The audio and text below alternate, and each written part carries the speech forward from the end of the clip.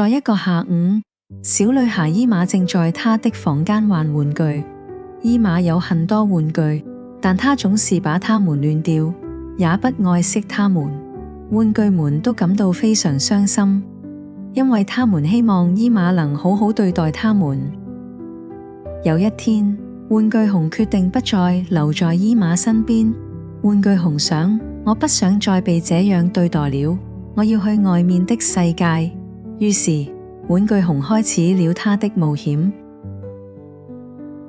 玩具熊先經過伊瑪的書桌，然後走到床邊，最後來到了門口。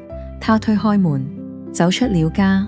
外面的世界很大，玩具熊感到既興奮又害怕。玩具熊一路走到附近的公園，公園裏有很多孩子在玩耍，笑聲不斷。玩具熊看住他們，心裏有點孤單。而此時，伊瑪在房間玩耍，卻發現玩具熊不見了。他心裏開始着急，想，我怎樣對待我的玩具呢？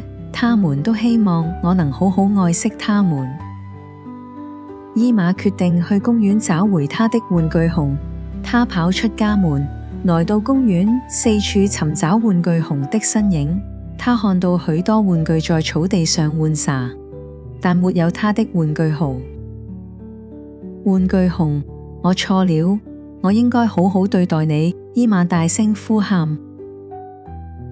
就在這時，玩具熊聽到了伊瑪的聲音，回過頭來，他的眼睛閃着淚光，但仍然微笑着走向伊瑪。